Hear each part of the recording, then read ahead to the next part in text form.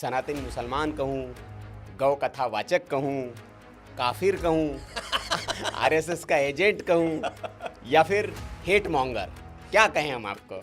ये खुज्जी, ये पीले दांत वाले मौलाना जो गुटखा खा खा के जिनके दांत पीले हो चुके हैं, ये इतनी सी दाढ़ी रख के खुज्जू गंदे किस्म के लोग, इनसे मैं डरूंगा? मैं अल्लाह से डरूंगा? 80 साल के होगे, लोटा लेके जाओगे, बाथरूम में गिर के मर जाओगे। खुश हो जाओ मुसलमानों, तुम्हें जन्नत में हूरें मिलेंगी जिनकी पिंडली ऐसी होगी, गूदा दिख रहा होगा, और वो तो एक से आप फारी होगे, दूसरी पीछे आके कहेगी आप पे मेरा भी हक है। कहाँ ये दुनिया की मैली कुचैली औरतों के पीछे पड़े हो? अबे हरामखोर मौलाना, तेरी माँ मैली कुचैली औरत है, बहन तेरी मैली कुचैली औरत है, क्या तेरी बेटी मैली कुचैली औरत है? शर्म से डूब मरना चाहिए तेरे को थूक में। वो आपको वो खिलौने वाली पिस्टलें दिखा रहे हैं। हमारे जूते के बराबर। आपने जूता दिखा दिया। आपने अबे तेरी पिस्तौल, तेरी AK-47 हमारे जूते के बराबर है। राज्य में कांग्रेस 0, उस राज्य में 0, इस राज्य में 0, इधर 0, उधर 0, यानी सब जगह अंडा अंडा अंडा इनको मिल रहा है। राहुल गांधी स्थिति आ गई है कि ऑमलेट की दुकान खोल ले, लेकिन नेता प्रतिपक्ष उनके लिए क्यों आप मोदी जी को बोल सकते हो चाय की दुकान खोल के बैठेंगे?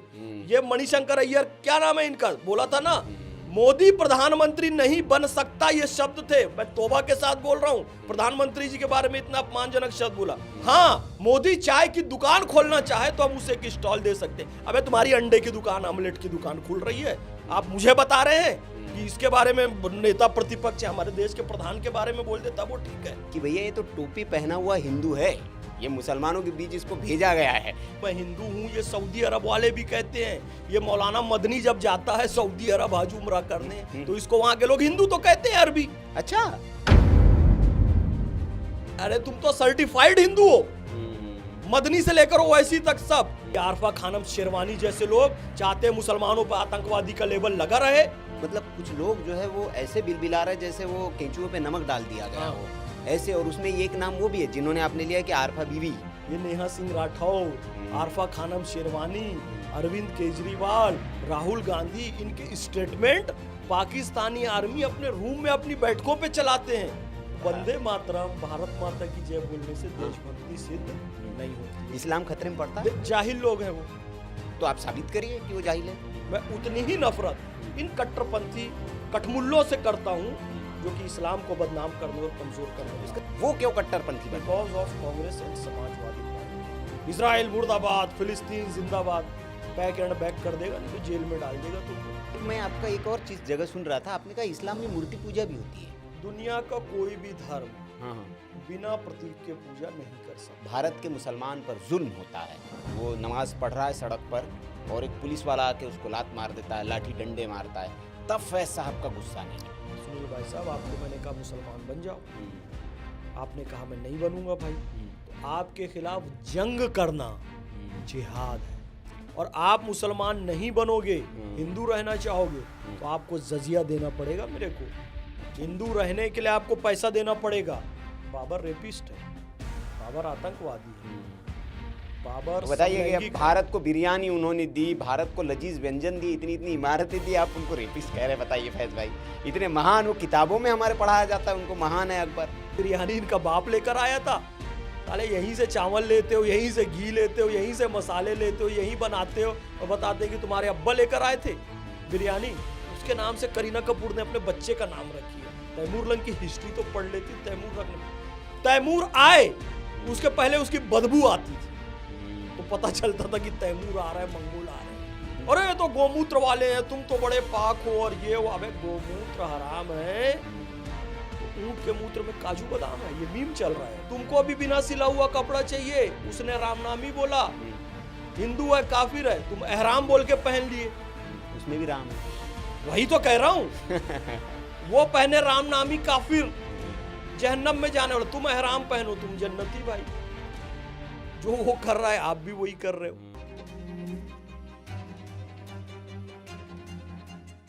नमस्कार, आप देख रहे हैं वीके न्यूज, मैं हूं सुनील राउत, और आज के पॉडकास्ट में हमारे साथ एक बेहद खास मेहमान है। उनको आप रोज टीवी पर देखते हैं और उनकी बातों से इत्तेफाक भी रखते हैं और ना इत्तेफाकी भी रखते हैं। कुछ लोग ऐसे भी हैं, बेसिकली वो मुसलमान हैं लेकिन सिर्फ मुसलमान नहीं है। वे कहते हैं कि मैं सनातनी मुसलमान हूँ। जी हाँ, ज़्यादा परिचय की ज़रूरत नहीं है। हमारे साथ है फैज़ मोहम्मद खान साहब। शुक्रिया। कैसे हैं आप फैज़ भाई? बहुत बढ़िया, मज़े में हूँ। जी भारत का मुसलमान हूँ, सनातनी मुसलमान हूँ, हिंदुस्तानी मुसलमान हूँ, जी नो डाउट। इसीलिए भारत माता की जय आपको कहता हूँ, वंदे मातरम कहता हूँ, जय जिनेंद्र कहता हूँ, जय श्री राम कहता हूँ, वाहेगुरु जी दा खालसा वाहेगुरु जी दी फतेह कहता हूँ, नमो बुद्धाय कहता हूँ, शलोम भी आपको मैं कहता हूँ, और अस्सलाम वालेकुम रहमतुल्लाहि व बरकातहू भी कहता हूँ। मेरी भारतीय संस्कृति ने किसी को सहा नहीं है। कहते हैं बहुत सहिष्णु है। नहीं साहब, India is not the country of tolerance but the land of acceptance. हमने किसी को सहा नहीं, हमने सबको स्वीकार किया। क्या बात है। इसी स्वीकार्यता के कारण कोई भी अभिवादन कहने से मुझे मना नहीं है, मुझे समस्या नहीं है। सबको प्रणाम, सबको सलाम। बताइए साहब। जी सुनी लो ये। बहुत बेहतरीन शुरुआत आपने फैज़ भाई कही थी, लेकिन मैंने आपका परिचय नहीं दिया, तो मैं किस उपाधि से आपको पुकारूं? पहले सवाल तो मेरा ये है कि मैं आपको सनातनी मुसलमान कहूँ, गौ कथा वाचक कहूँ, काफिर कहूँ, आरएसएस का एजेंट कहूँ, या फिर हेट मॉन्गर? क्या कहें हम आपको? पहले सब जो आपने कहा, देखिए वो संविधान के विरुद्ध है। किस उपाधि से नवा, उपाधियों के लिए संविधान ने मना किया है। किसी को कोई उपाधि नहीं दी जाएगी। तो जो भी मुझे काफिर की उपाधि देते हैं, जो भी मुझे एजेंट की उपाधि देते हैं, वो सब अनकॉन्स्टिट्यूशनल है। संविधान में लिखा है कि हम उपाधियों का अंत कर रहे हैं, टाइटल्स खत्म कर रहे हैं। बहरहाल बात तो ये है, देखिए हक और इंसाफ की जो बात होगी ना, वो मैं कहता हूँ और कहता रहूँगा। उससे मैं समझौता नहीं करूँगा। अब स्वामी विवेकानंद ने एक बात कही है कि सारी दुनिया भी तुम्हारे खिलाफ नंगी तलवार लेकर खड़े हो जाए, तब भी तुम पर सत्य पे टिके रहने का साहस है, तब तो तुम दुनिया बदल सकते हो। और मुझे पता है कि जी मैं सत्य हूँ, सत्य कह रहा हूँ, हक हूँ। अरे किया दावा अनल हक का, हुआ सरदार आलम का, अगर सूली पे ना चढ़ता तो वो मंसूर क्यों होता। क्या बात। मंसूर बिन हल्लाज ने कहा अनल हक। कट्टरपंथियों ने 500 छेद किए शरीर में मंसूर बिन हल्लाज के, 500 छेद करके फांसी पे टांग दिया। जैसे आपने जीसस क्राइस्ट का देखा ना कि पैरों में, हाथ में 4-5 जगह छेद किए थे, उसको 500 जगह छेद किए मंसूर को, लेकिन फिर भी वो सत्य से डिगा नहीं। कौन थे मंसूर साहब? मंसूर साहब वेदांती दार्शनिक थे। अच्छा। वेदांती दार्शनिक थे, मुस्लिम धर्म में पैदा हुए, और इस्लाम का जो मूल है वो उन्होंने कह दिया। जो सत्य है वो कह दिया। सत्य क्या है? राम नाम सत्य है, बिल्कुल, जो था है और रहेगा। जो त्रिकाला बाधित है, तीनों कालों में उसे कोई बाधा नहीं उत्पन्न हो सकती, वही सनातन है। सनातन का मतलब जो था है और रहेगा, शाश्वत है। वो कौन है? वो मालिक है, वो खालिक है, वो अल्लाह है, वो भगवान है, वो वाहे गुरु है, वो अकाल पुरुष है, वो ईश्वर है, वो खुदा है। अलग अलग नाम से जानते हैं। बिल्कुल। अब ये बताइए, समुंदर की एक बूंद समुंदर है या समुंदर से अलग है? बिल्कुल समुंदर है। अरे समुंदर है क्या? बूंद बूंद बनकर ही तो समुंदर है। आप में ईश्वर की ज्योति है कि नहीं? सुनील साहब आप सच बताओ। बिल्कुल है। ईश्वरीय ज्योति है। Yes। आपके अंदर खुदा का नूर है। बिल्कुल। आपके अंदर ईश्वरीय अंश है। तो वही तो कहा भाई कि मैं भी ईश्वरीय अंश वाला हूं, खुदाई नूर वाला हूं, मैं हक हूं, अहम ब्रह्मास्मि अनल हक। और जैसे ही कहा अहम ब्रह्मास्मि अनल हक कि वो खुदाई रोशनी मेरे अंदर भी है, तो मैं खुदा से जुदा कैसे हो सकता हूं? ये मौलाना मौलवी पहुंचे और 500 छेद करके फांसी पे टांग दिए। लेकिन जो हक है वो हक है। तो ये आपको डर नहीं लगता कि आपके साथ भी कुछ ऐसा ही कर सकते हैं ये लोग? अरे देखिए, वतु इज्जु मंतशा वतु जिल्लु मंतशा बेअदिकल खैर इन्नका अला कुल्ले शैइन कदीर। इज्जत और जिल्लत अल्लाह के हाथ में है, जो हर शय पर कादिर है, सर्वशक्तिमान है। ये खुज्जी, ये पीले दांत वाले मौलाना जो गुटखा खा खा के जिनके दांत पीले हो चुके हैं, ये इतनी सी दाढ़ी रख के खुज्जू गंदे किस्म के लोग, इनसे मैं डरूंगा? मैं अल्लाह से डरूंगा? ये धमकियां देते रहे। स्वामी विवेकानंद ने कहा जब मृत्यु अवश्यम भावी है तो 4 दिन और अधिक जीकर कीट पतंगों की तरह मरने से श्रेयस्कर है। उचित अवसर आने पर अपने प्राणों का बलिदान कर देना चाहिए। मृत्यु तो अवश्यम भावी है। 80 साल के होगे, लोटा लेके जाओगे, बाथरूम में गिर के मर जाओगे। भगवान ना करे एक्सीडेंट हो गया, कुचल के मर गए। यार जब मरना ही है तो कैंसर से क्यों मरे? जब मरना ही है तो बाथरूम में फिसल से क्यों मरे? खेत में जा रहे थे, बाबा जी 90 साल के थे, सुबह सुबह 4 बजे गए थे, लोटा लेके फिसल के मर गए। यार ये कोई मृत्यु है? जब मृत्यु अवश्यम भावी है तो 4 दिन और अधिक जीकर कीट पतंगों की तरह मरने से श्रेयस्कर है। उचित अवसर आने पर वीरों की तरह अपने प्राणों का बलिदान कर देना। हे अमृत के अधिकारीगण, तुम तो ईश्वर की संतान हो, अमर आनंद के भागीदार हो, पवित्र और पूर्ण आत्मा हो। ऐसी हो, उठो और इस मिथ्या भ्रम को झटक कर दूर फेंक दो कि तुम भेड़ हो। तुम जरा मरण रहित नित्यानंदमय आत्मा हो। नैनम छिंदंती शस्त्राणि नैनम दहति पावका, ना चैनम क्लेदयन्ते आपो न शोषयति मारुतः। कृष्ण की पुकार है, ये भागवत का सार है कि युद्ध ही तो वीर का प्रमाण है। कौरवों की भीड़ हो या पांडवों का नीड़ हो, जो लड़ सका है वो ही तो महान है।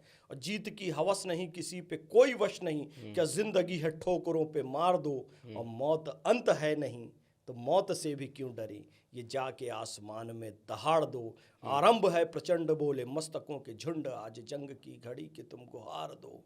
आन बान शान या कि जान का हो दान, आज इस धनुष के बाण पे उतार दो।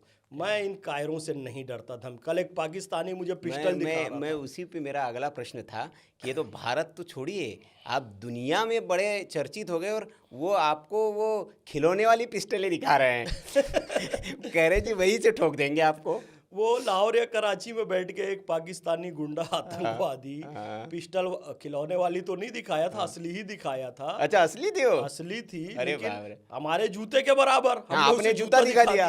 आपने अबे तेरी पिस्तौल, तेरी AK-47 हमारे जूते के बराबर है। इंडियन आर्मी के बारे में अपशब्द कह रहा था, बड़ा गंदा शब्द कहा था वो, मैं बोल नहीं सकता। तुरंत मैंने जूता निकाला तो वो पिस्टल निकाल लिया। हमने फिर जूता दिखाया, अबे तेरी बंदूक, तेरी पिस्टल, हमारा जूता। इतना दौड़ा दौड़ा के मारे 9 आतंकी ठिकानों को खत्म कर दिए। वो भी हमारी 2 लड़कियां गई थी बस, colonel Sofia Qureshi, wing commander Vyomika Singh, हमारे मसूद अजहर के खानदान को खत्म कर दिए। मेरे को पिस्टल से डराएगा वो? लेकिन फैज़ भाई मैं आऊँगा और प्रश्नों की मेरे पास झड़ी है, लेकिन इसी पे एक सवाल आया कि ये तो पाकिस्तान की बात हमने की, हिंदुस्तान में भी कुछ लोग हैं, बड़ी पीड़ा होती है। आज एक बयान आया है, कल एक प्रेस कॉन्फ्रेंस हुई महाराष्ट्र में। महाराष्ट्र के पूर्व मुख्यमंत्री पृथ्वीराज चौहान वो कहते हैं कि ऑपरेशन सिंदूर में पहले दिन तो हमारी सेना का बहुत बुरा हाल हुआ था, हार गए थे हम लोग, हमारे कई जहाज गिरा दिए गए। कौन है पृथ्वीराज चौहान? ये पूर्व CM रहे महाराष्ट्र के, कौन सी कांग्रेस के बड़े नेता। अच्छा, मैं इसलिए पूछा कौन सी पार्टी के। मुझे तो मुझे एहसास हो ही गया था कि कोई कांग्रेसी होगा जी। तो ये कैसी, मतलब उन्होंने, और उनसे कहा कि माफ़ी मांगेंगे विवादित बयान के लिए। उन्होंने कहा नहीं, मुझे कोई अफसोस नहीं, मैंने सही कहा है। और उन्होंने कहा कि पहले दिन हमारी बहुत बुरी हाल हुई, अगर विमान और निकलते हमारे तो और मारे जाते। ये शब्द उनके हैं, मुझे बताने में अफसोस हो रहा है। देखिए बात ये है ना, मैंने आपसे क्या प्रश्न पूछा कौन है, क्योंकि हम तो भाई पृथ्वीराज चौहान को जानते हैं। वो पृथ्वीराज चौहान जिसने मोहम्मद गौरी से लोहा लिया, उसको कई बार हराया, पटक पटक के मारा, लेकिन हम लोगों की एक आदत क्या है, माफ़ कर देते हैं। तो उसने छल से फिर धोखा कर दिया। तो मैं सोच रहा था वो पृथ्वीराज चौहान सोच रहा था। आप ये कायर पृथ्वीराज चौहान की बात कर रहे हो। असल में देखो, मैंने पूछा आपसे किस पार्टी का है? कांग्रेस। कांग्रेस की स्थापना 27-28 दिसंबर 1885 को मुंबई के गोकुलदास तेजपाल संस्कृत महाविद्यालय में 72 सदस्यों की उपस्थिति में, व्योमेश चंद्र बनर्जी की अध्यक्षता में और एलन ऑक्टेवियन ह्यूम के मार्गदर्शन में हुई थी। फिर जॉर्ज यूलुस के अध्यक्ष रहे, विलियम एडनबर्ग अध्यक्ष रहे। आज कौन कांग्रेस किसके हाथ में है जी? सोनिया गांधी के हाथ में है। मतलब उस समय से अंग्रेज़ों से लेके इटली तक पूरी कांग्रेस विदेशियों के हाथ से संचालित होती रही है। तो जो विदेशी मानसिकता इनकी है वो कभी जाएगी नहीं। यानी भारत को हीन दिखाना, विदेशियों को ऊंचा दिखाना, उसी मानसिकता के तहत इसने कर्नल सूफिया कुरैशी के शौर्य पर प्रश्न चिन्ह लगा दिया, इसने विंग कमांडर व्योमिका सिंह के शौर्य पर प्रश्न चिन्ह लगा दिया, इसने हमारी भारतीय सेना, हमारे सारे एयरफोर्स, हमारी आर्मी, हमारी नेवी, सब पर प्रश्न चिन्ह लगा दिया। ये विदेशी मानस पुत्र हैं असल में। तो ये ऐसा करेंगे और भारतीय जनता इनको जवाब दे दी, फलाने राज्य में कांग्रेस 0, उस राज्य में 0, इस राज्य में 0, इधर 0, उधर 0, यानी सब जगह अंडा अंडा अंडा इनको मिल रहा है। राहुल गांधी स्थिति आ गई है कि आमलेट की दुकान खोल ले। ये पृथ्वीराज चौहान जैसे लोग रहे तो बहुत जल्दी इंशाअल्लाह ये सेंट्रल में भी अंडा होंगे और बढ़िया संसद की कैंटीन में आमलेट की दुकान लगाकर वो लोग बैठेंगे। और अफसोस की बात इनके लिए ये है कि पुतिन साहब आए नहीं, लेकिन नेता प्रतिपक्ष उनके लिए है। अरे उनके लिए अफसोस की बात ये है कि पुतिन साहब आए, मोदी जी ने पूरा शाकाहारी भोजन परोस दिया तो इनकी अंडे की दुकान भी नहीं चलने वाली है।